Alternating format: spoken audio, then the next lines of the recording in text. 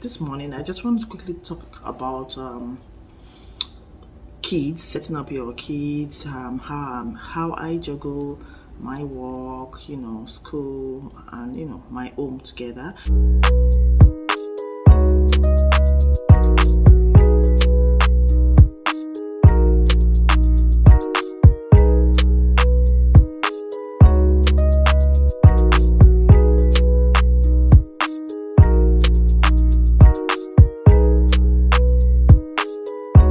Hi everyone, welcome back to my channel. If this is your first time of coming onto my channel, you're at the right place. Please don't forget to like, share and subscribe. For my returning subscriber, thank you so much guys. I really do appreciate. Keep sharing and keep showing love. And yeah, so this morning I just want to quickly talk about kids, setting up your kids, how I juggle my work, school, and my home together. I think adorable CA had requested that I do that, although I'm going to school this morning, but I just wanted to quickly do the video, right? So basically, if you as an international student or even a domestic student, if you have a family and you have younger kids and you're going to school, you're working, and you're doing everything together, it's very important that you set up your kids and make sure that they are all right, fix them up so that you can have a very good day. That's all I'll say. So what can you do actually? Basically, you would firstly, as an international student, you would make sure that if your kids are young, you have the daycare for them. Or if you can't afford daycare because it's really very expensive, I'm talking about Ontario here. I don't know of another province, but Ontario here is daycares are very expensive. And aside from that, you have to book ahead. You have to call the child to community child services. Each city has its own, so you have to call them, make an application with them. Some you do it online, some you can do it on phone. Make an application with them, and then you book an appointment with them that you need daycare. And if, of course, for an international student, you won't be subsidized, right? You have to pay from your pocket. But for the domestic students, for domestic people like the PR holders and the Canadian citizens, you are eligible to subsidy. So they will have an interview with you, and then they will tell you how much you'll be subsidized. Usually for infant and toddler, it's on a monthly basis ranges between 1,000 to 1,005, right? And as the kids grow, the fees reduce. Okay, and the most expensive is just the infants and the toddler mostly, and then the kindergarten, the school age. Usually school age is always before and after school, so it's not really that expensive, for them. But there are also other alternatives you can use if you don't have that money from, personally I think it's expensive. If you really want to succeed in your academics, you want to make sure that you have plans for your kids.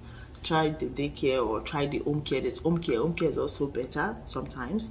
It's cheaper. Or maybe you try and get a school where your family member is or your friend is, whereby they can help you with your kids sometimes, and then make sure your timetable works. But for those that have older kids, you really don't have that problem because the kids would just go to school and if they're eligible to stay at home, they will. But if not, you probably just have to do daycare too as well. Okay, so but for me personally, I don't do daycare.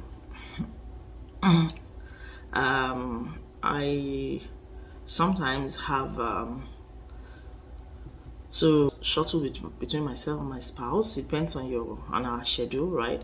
So basically that's why sometimes it's always good to have a partner. I'm not saying those that don't have a partner, it's not a good thing, but I mean it makes your life easier because we try to work our schedules to fit with that of the kids. So let's say spouse is working at night, I will be doing the day shift, so someone has to just be at home with the kids. And for the days whereby it's inevitable, we have some friends around, and most of my all my kids are actually in school except for one. So that's, you just have to strike a balance. Yeah, like me, I had to quit my day job. I think I did a video about, I don't know if I did a video, but I had to quit that day job. That was, I came into the healthcare, yeah, and that was specifically because of this. Daycare was just too expensive for me to continue to pay for 4 kids. It was just too much for me to pay. So yeah, so that's it. And then setting up schools, if you are coming for the first time, is quite easy. It's not hard, especially if your kids are going to elementary or high school. It's free. So all you just have to do is look at the school in your catchment area, and reach out to them, call them, and tell them, okay, you are new in the area, you like to set up your kids for school. They will ask you for their birth certificate, their international passport. They will also ask for their eligibility, like maybe what's the like, are they PRs, are they Canadian citizens, or if you, the mom, have your study permit, then your kids are allowed to school. Okay, so I forgot what to call it right now. So they have to meet the eligibility requirements, the legal requirement to actually school here. So they will need that.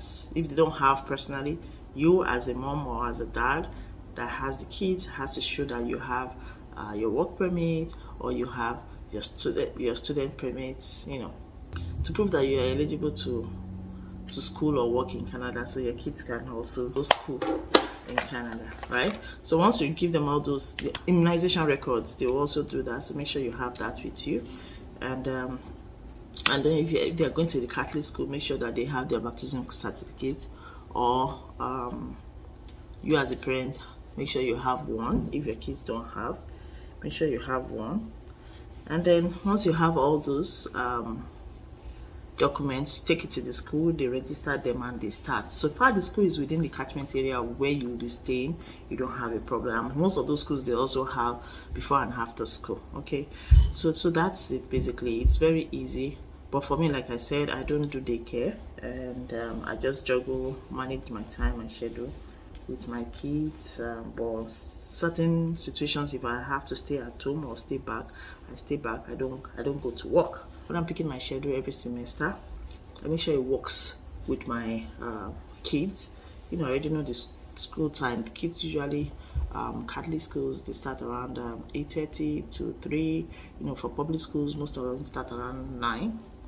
Most of them start around 9 to 3. Okay, so you already know that schedule. So when you're picking your timetable, they will have flexible options for you.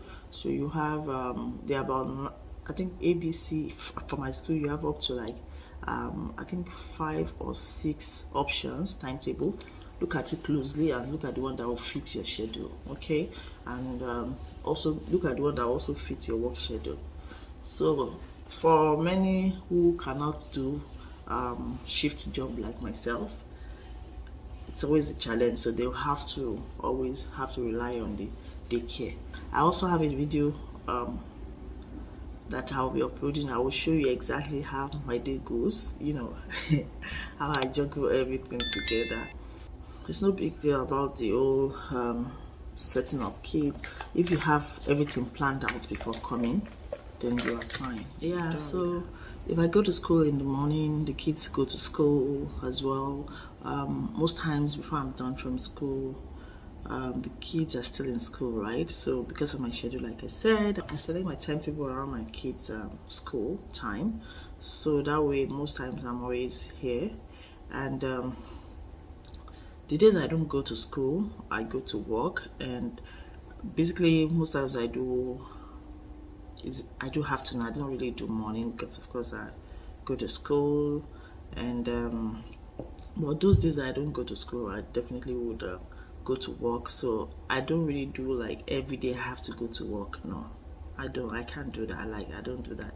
So, and any day I go, my spouse is always home, or we drop the kid off with a very close friend, who would help us stay with him for that period. But rarely do we do that, so. But for international students, yeah, it may be a bit tough, but that money has to come out of your pocket. And so yeah, but there are other opportunities. You can also work by the side, but it's always best when you have your spouse here. It makes life a bit easier for you, you know. That way you guys can manage the situation. So you're going to school and your spouse is working, you know, just manage that between both of you. But again, if you have the finances, if you're financially buoyant, yeah, you can put that money into the system, into the daycare services. But I think the home care is actually cheaper. I don't know how much it is, but they are way cheaper than the daycare. Don't get me wrong, daycare also has its own advantage on kids, and the social interaction, you know, is key, and for the kids. So it has its own benefit. But again, my third child didn't go to the daycare, and she's fine. She's in school right now. She's doing so well. So again, everybody has what works for them. So that's about it. I hope I was able to address this question, you know. So that is how I juggle my set up my kids for school and juggle my school work and home all together. Just have to make it work, you know. It will work, it will happen. I hope I was able to answer your question, Adorable CA.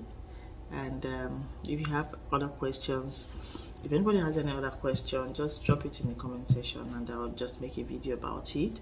And also I'll be dropping a video on how, you know, I manage my day, so you guys can have a glimpse into my life. Have a glimpse into a day in my life, you know. So it's not always fun, but you just have to make it fun for yourself, and so that you can be sane.